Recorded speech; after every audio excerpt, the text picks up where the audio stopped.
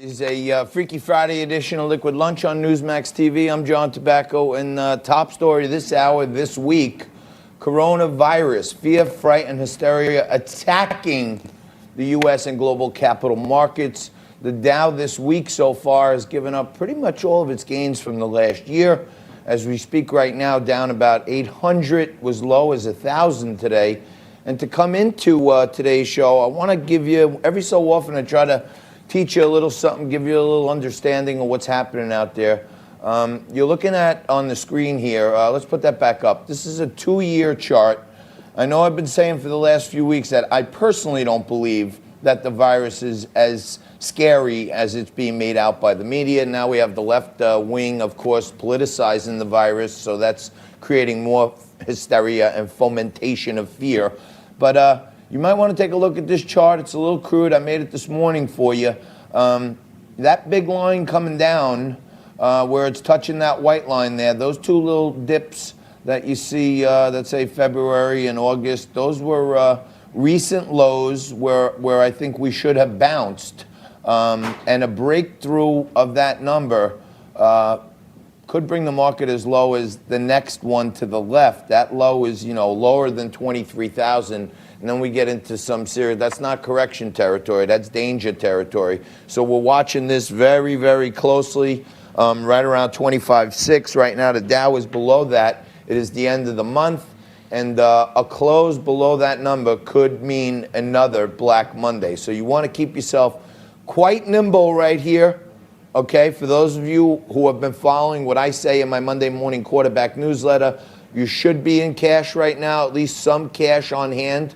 If you want to be long and continue building a diversified portfolio for the long term and for your future, this may be one of the most tremendous buying opportunities we've seen in quite some time. And the market at 22,000 would be a scary thing for me and you, but the greatest investors of all time are buying when everyone is selling and selling when everyone is buying. So keep your cash on hand. And be ready. A close today below 25,000 to me is going to be very bad news, and it could leak into Monday. So be ready, stay prepared, do some homework over the weekend, and I'll give you my notes early Monday morning to see what's happening and how the futures are behaving over the weekend. Now, as I mentioned, the left has tried every single way to blame Donald Trump for every single thing. Okay, first he was colluding with the Russians. Then it was the Mueller probe. Then Kavanaugh wasn't a good Supreme Court justice. They made up all kinds of lies to knock him out. Each and every turn, Donald Trump has proved right, victorious, and continuing to keep America great.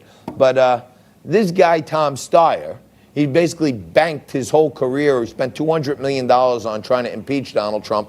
That didn't work. Trump ripped him apart. We talked about that yesterday. Now he's in the presidential race, and he has staked his political future on South Carolina. He's polling right now at about 15%. Joe Biden looks to be the runaway leader in South Carolina. And Tom Steyer now thinks it's his place to attack our president about his response to the coronavirus fears. Here's what Tom Steyer had to say. You and I both know I started Need to Impeach because this is the most corrupt president in American history. Mm-hmm. But that's not the point here. He's incompetent. He's absolutely incompetent. He absolutely stripped the Center for Disease Control of its money and of its capability. He's months late on this, Dean. This is a huge deal. He's incompetent. It's actually, I think this is a huge, huge deal because this is like George W. Bush with the hurricane and flooding down in New Orleans. Right. A total executive failure by an incompetent executive. So here's Tom Steyer. The guy's got basically no political experience. He's likening this to George Bush's Katrina, which was a horrible event where many people died. So I don't know why he's invoking Katrina with relation to a virus that's affecting very, very minuscule amount on a percent basis of Americans. But in any event, Donald Trump needs no writers. He needs no television shows. He's a one-man act. And he tweeted this about Steyer. To the people of South Carolina, Tom Steyer is a joke. Laughed at by everyone, total incompetent. He made more money in coal. Now he hates coal. You see him fawning over Crazy Bernie. Has no chance. A loser for South Carolina. Doesn't deserve your vote. So it seems like Tom Steyer's down. He's been down. He's never been up. But Trump's kicking him while he's down. And if you ask me, I think he deserves it because he shouldn't be in the race, number one. And he shouldn't be likening a disease that's barely afflicting Americans with a terrible event like Katrina. So Trump's, he's right on the money on this stuff. So we're going to get into all of that. Now, we had a whopper of a show coming up for you today. All kinds of great guests. Dustin Plantholt is going to be here later. He's the filmmaker who directed Kryptonaires, and a lot of people are scared right now with U.S. They're going into cryptocurrency. A little later on, new game show we created, Are You Smarter?, where Frank and I are pitted against Nico and some New York City cab drivers. Matt Kuchera is going to be here a little later on in hour one. He's an Air Force vet and a vice president at J.P. Morgan. Hillary Kramer is going to be here. She is a wizard with the market. She's going to break it all down for you. So we got a great show coming at you today. But there's this festering conspiracy theory out there that I want to talk to you about, and it relates to a 1981 fictional book written by Dean Koontz called The Eyes of Darkness, okay? And in this book that was published in 1981, Dean Koontz writes about a scenario where a microorganism, biological threat, weaponized some kind of disease. And here's what he wrote. They call this stuff Wuhan 400 because it was developed at the RDNA labs outside of the city of Wuhan.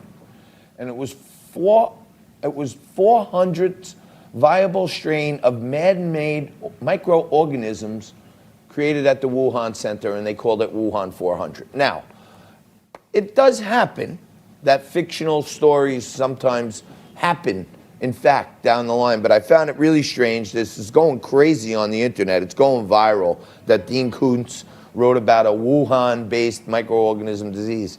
And many are saying it's not true, blah, they changed it, and a lot of research places are in Wuhan. Buried in the news was just a couple weeks back. So you might want to put these connect these two dots here, okay? A Harvard University professor and two Chinese nationals were charged by the Department of Justice in separate China-related cases, okay? Now, we're talking about a 1981 thriller that talks about a Wuhan virus that's created in a research lab in Wuhan.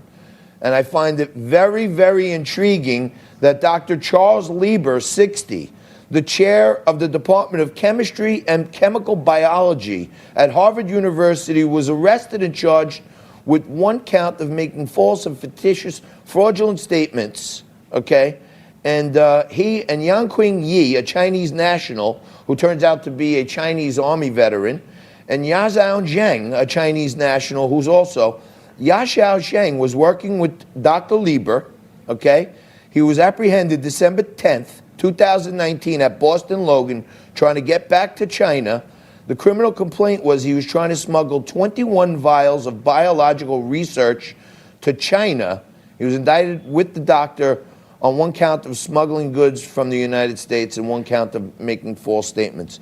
Turns out, this professor from Harvard University for many years now was participating in China's scientific development program, and they called it the talent program to lure Chinese overseas talent and foreign experts to bring expert experience to China. And under the terms of Dr. Lieber's deal in the 1,000 talents contract, the University of Wuhan paid Lieber $50,000 a month and living expenses, 1,000 yuan, another 150 grand, and awarded him $1.5 million to establish a lab at the University of Wuhan.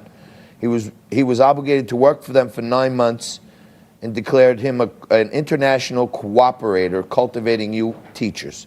So the idea here is that while people are saying Dean Koontz and all this is a conspiracy, We have a Harvard University professor who was getting paid 50 grand a month for the last few years to work on biological chemical weaponry, basically, and a couple of Chinese nationals trying to get out of the country with these vials. So I'll keep connecting these dots, but it looks pretty fishy to me, and it sure seems like Dean Koontz may have been onto something in 1981. We may even try to track him down. Hopefully we won't have to track you down. You'll stay right there because we're going to take a quick commercial break. We're going to come back with more Liquid Lunch for you right after this.